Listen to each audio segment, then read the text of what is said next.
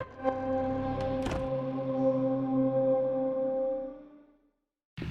so we got a chance to talk back at Tokyo Game Show and get a first look at Fairy Tale, but there wasn't really too much to talk about or show off. Now today we're getting our first real hands-on experience with Fairy Tale. Can you talk a little bit about what you're showing off here today for the first time?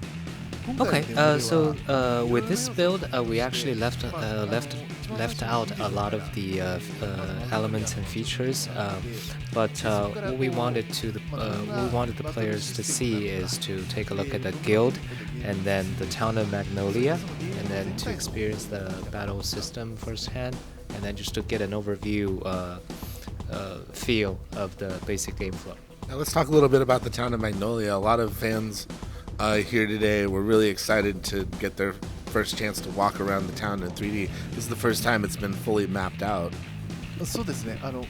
Yes, definitely. This is the first time the town of Magnolia was brought in full 3D for the first time, and as creators, we made sure that the landmarks are in place, but also for gaming purposes to design certain layout and routes for the gaming experience, based on imagination and so on, and eventually.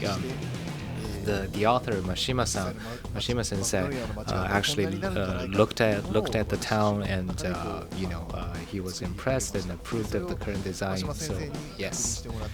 Is that a regular process for you while developing Fairy Tale? Do you work very closely with the original author in order to make sure that you're maintaining the integrity of the brand? So first and foremost, Mashima-san does go over all the 3D character models as well as their animation to again maintain the integrity of the world of Fairy Tale, and also in terms of game experience, from time to time I would bring the work in progress version to Mashima-san and demonstrate the game personally, and have him play as well, and that's when we receive valuable advices or questions or suggestions from him personally, and yeah, that's also valuable to the game development. Nice. Is he involved with approval of the storyline as well, or any sort of new characters that you might have to introduce exclusively for the game? So yes, Mashima Sensei, as well as the Fairy Tale production committee, they do review and approve of the story of the game. And in terms of potential original character, well, there is none in this game, because personally I'd rather bring in and incorporate as many Fairy Tale characters as possible, as there are just too numerous. So yeah, we will be limiting the available characters to only those taken from manga and anime. And that's really interesting, because a lot of times games based off of anime or manga will bring in some new character to help sell the game. I think it's an interesting choice to just go for full fan service in a lot of ways here, and not try and derail yourself too much from the original content. Yes, you can say that about the characters found in the game, but at the same time, there are certain originality to this game in terms, character episodes, quests, and certain additional scenarios.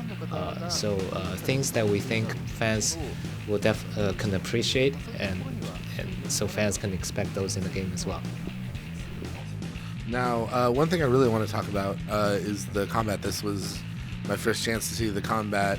Now, I knew that part of the reason that you had gone with turn-based combat was so that you could have the grandiose spells, that you could, the very cinematic feel of casting a spell and having it executed cinematically. I didn't realize the scope of which you were taking it to that level. I didn't realize that every single magic ability was gonna have its own cinematic animation to go along with it. It's really impressive, and that must have been quite an undertaking to say that every single spell in this game will have its own dramatic animation, when you execute it.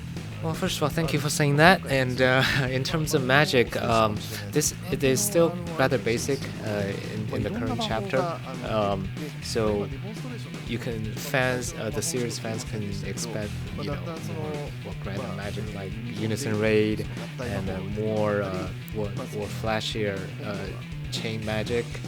And just as you progress through the game,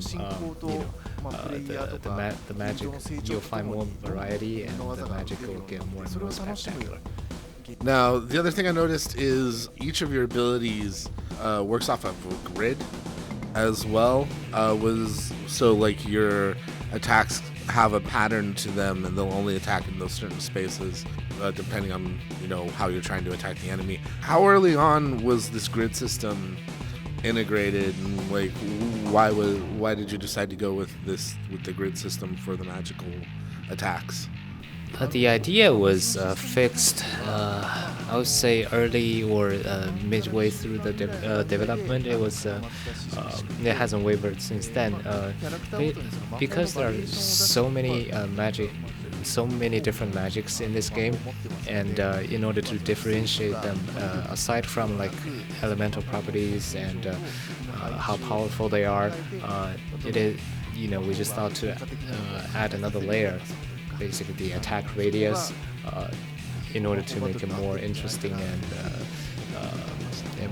all the characters that I played as today, their magic abilities were so much more powerful than any of their regular attacks. I didn't really find a use for my fight button in any of the combat scenarios. Are there going to be other characters that are actually going to maybe have more powerful, just standard physical attacks in the game that we'll be able to play as?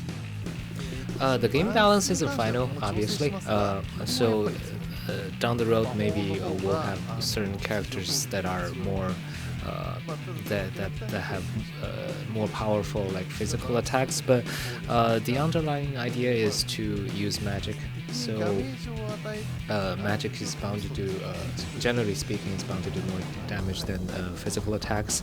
But you probably have already noticed that with each attack, you absorb back some of the magic point. So how to manage your magic points throughout the battle is also an important facet of the system, the combat system. So I guess one approach could be to cast magics and then try to gain some back through with physical attacks, and then so on and so forth. So that is for one, and also, that is like one approach. So it serves its purpose to some extent. So another thing I noticed when I was playing today, characters will level up, but they'll also rank up as well. And I'm curious what the difference is between leveling up and ranking up for individual characters outside of the guild ranking system. So there are so many development or upgrade system in this game. In terms of characters, you have level up, you have rank up, you also have the sort of the hidden affinity system. And for the guild, you can upgrade various sections of the guild, and the guild as a whole could also rise up in rank. But your question is about leveling up versus character ranking up. In that sense, level up is about accumulating experience, and like as seen in any other RPG, and also unlock new magics. Rank up is achieved through going through numbers of battles, and also completing quests. Ranking up will result in like unlocking passive abilities like follow-up attacks, and and later on characters will have their own abilities. So it works like that. Does that answer your question?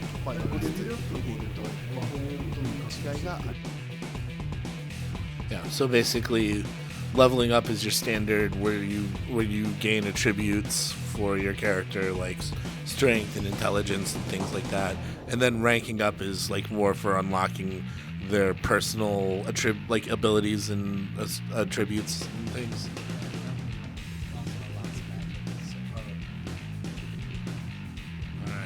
All right. Yeah, really quick before I run out of battery here. I'd also like to talk about the guild leveling up system and how the bounty board is going to play into the game, because it seems like the bounties are quests that you can they're side quests, but they also seem very integral to the game. Like, you're not going to be able to fully progress or get to the end without taking on some of these bounties as well. Can we talk a little bit about how the bounty board and the guild leveling system are going to play into the main story? Okay. So about your first question, the request board and the missions, they're positioned as side quests by and large, but at the very beginning of the game, they also serve as tutorials. So there are ones that you must complete, but by and large, these are things that are optional that you don't necessarily have to go through. And also, the upgrading or expanding the guild is not something that you must do. But then again, by upgrading, say, the shops or the research department, will enable you to buy better items and then synthesize more powerful magic crystals, the lacrima. So depending on the playstyle, they do feeds back to the battle performance, but that depends on the player's playstyle. So if you want to, it sounds like it might make it harder on yourself though if you don't do some of these side quests and these upgrades though. Is that a fair assessment? So it does raise the bar in terms of difficulty, but I'm not certain what the final game balance would be. But that's something that you can choose to omit. When are we gonna see Fairy Tail launch? Do you have a release window or a date that you're looking at for launch at this point? For now, we're aiming for spring 2020 to get the product to everybody. So the core game is already in place, and we're basically polishing the game in various areas, and we hope to bring to our fans a true Fairy Tail experience. So hope everybody can look forward to that.